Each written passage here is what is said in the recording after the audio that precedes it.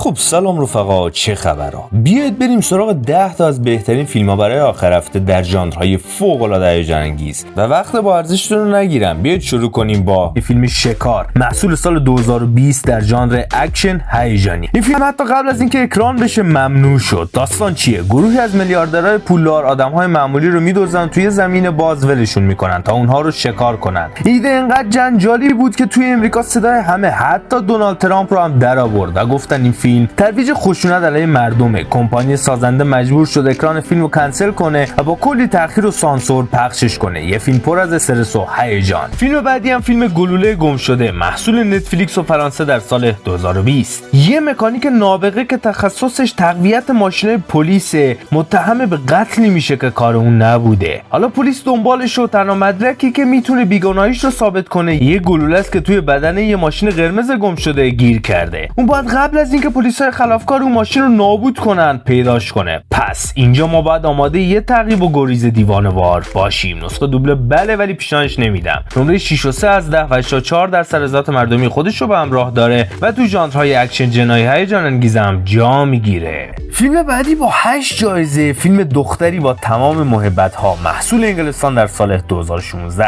تو آینده‌ای که قارچ‌ها اکثر آدما رو زامبی کردن، یه سری بچه هستن که هم زامبی ان هم عقل و هوش دارن. داستان درباره یه دختر خاص از همین بچه‌هاست که شاید تنها امید برای ساخت واکسن باشه. حالا یه معلم مهربون و چند تا سرباز خشن باید این دختر رو سالم از وسط گله‌های زامبی به آزمایشگاه برسونن. آیا میتونن یا نه؟ نسخه دوبلش هم بله، نمره 6.6 از 10 و 88 در سر ذات مردمی خودش رو به همراه داره و در نهایت هم در ژانرهای ترسناک هیجان انگیزم جا میگیره. فیلم بعدی که برنده 2 جایزه بوده، فیلم آفرینش خدایان 2، محصول چین در سال 2025.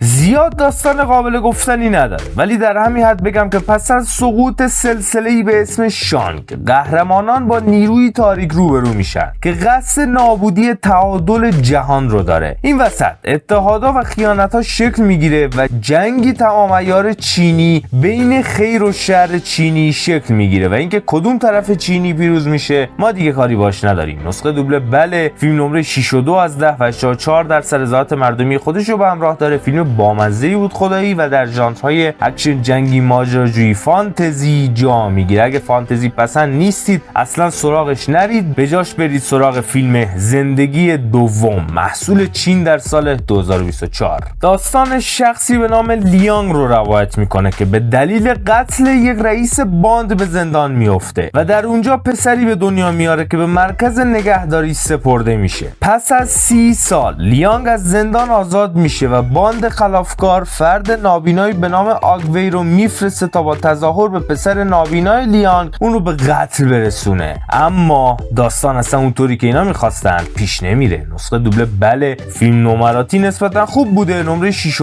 از 10 و 4 در سر ذات مردمی خودش رو به همراه داره و در ژانرهای اکشن جنایی کمدی جا میگیره. فیلم بعدی فیلم بوکسون را بکش، محصول کره جنوبی و نتفلیکس در سال 2023. داستان مادریه که توی خونه یه مامان دلسوز برای دختر نوجوانشه، ولی بیرون خونه یه قاتل قراردادی افسانه‌ایه که همه از اسمش میترسن، حتی جان ویک جلوش عددی نیست. چالش اصلیش اینه که میفهمه مادر بودن خیلی سخت‌تر از آدم کشتنه. وقتی تصمیم میگیره بازنشسته بشه و قراردادش رو تمدید نکنه، سازمانش و بقیه قاتلا میریزن سرش تا حذفش کنن. نسخه دوبله بله، فیلم نمره 6.6 از 10 و 85 در سر ذات مردمی خودش رو به همراه داره و در نهایت هم در ژانرهای اکشن هیجان انگیزم جا میگیره. فیلم بعدی با 2 جایزه، فیلم مردگان نمیمیرند، محصول امریکا در سال 2019. داستانش بچه خیلی ساده تر از قبلی هست. اینطوریه که زمانی که در شهر آرام سنترال مردا زنده میشن و از گورشون بلند میشن، مردم شهر باید برای نجات جون خودشون و همچنین مقابله با اونها رای پیدا کنن. اما اتفاقی میفته که ما دیگه کاری باهاش نداریم. میسپارم به چشم قشنگ خودتون. نسخه دوبله بله، فیلم نمره 5.5 از 10 و 80 در سر ذات مردمی خودش رو به همراه داره و تو ژانرهای ترسناک کمدی تخیلی جا میگیره، ولی میزان کمدیش خیلی بیشتره بچه‌ها.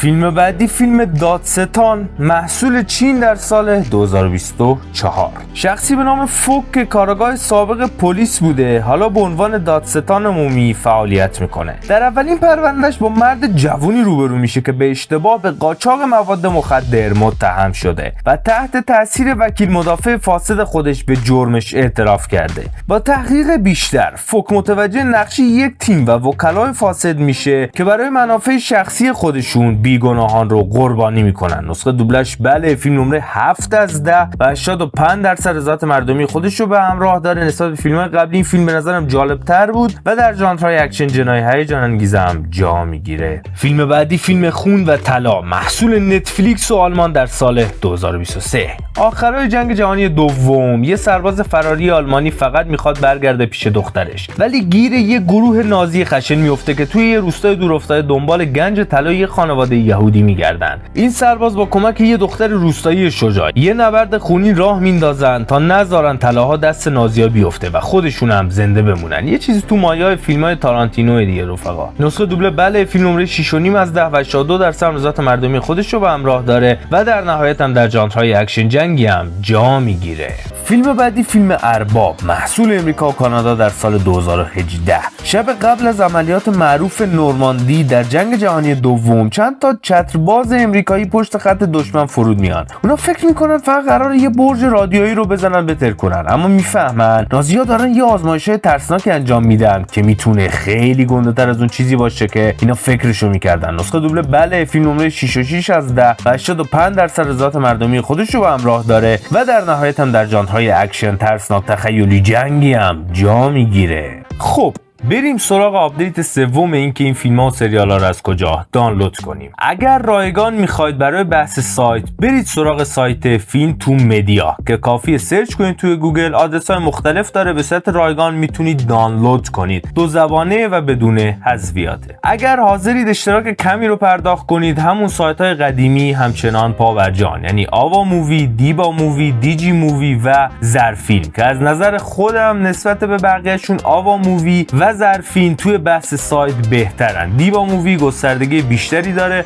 و به روزتره. نسخه دوبله رو همشون دارن و دو زبانن بدون حذفیات. برای بحث اپلیکیشن اگر رایگان میخواید اپلیکیشن های لیمو و الماس تیوی همچنان دارن به کار خودشون ادامه میدن که هر دوتاشون داخل کانال تلگرام که لینکش هم این پایین براتون هست قرارش دادم و میتونید استفاده کنید. رایگانن دیگه ولی خب زیاد جالبم نیستن. خب اگر حاضر باشید اشتراک کمی رو پرداخت کنید اپلیکیشن های سابق همچنان کار میکنن. یه اپلیکیشن زرفیلم و آوا مووی و دو تا اپلیکیشن جدید هم آمده. یکیش اپلیکیشن بلبل جان ورژن دومه که باهاش کار کردم خودم زیاد باهاش ارتباط نگرفتم ولی میتونید استفاده کنید. تمامشون اشتراکی ان اینا. حتی بلبل جان ورژن 2 هم باید اشتراکشو پرداخت کنید که چون اوایل کارشه کمی هزینه کمتری داره تو پلی استور. در حال حاضر من پیدا نکردم به خاطر همین زیاد نمیتونم با خیال راحت ازش استفاده کنم. در حال حاضر اپلیکیشن چهارم که با اشتراک پایینتری اپلیکیشن مووی لیکس که داخل کانال تلگرام قرارش دادم. اونم اپلیکیشن خوبیه نسبت به این سه تا قبلی که با اشتراک بودن. مووی لیکس به نظرم رابط کاربری بهتر و روونتری داره و انتخاب با خودتونه. اگر اپلیکیشن و یا سایت بهتر از اینایی رو سراغ دارید لطفاً برای من و بقیه برو بچ کامنت کنید. خیلی مخلصیم.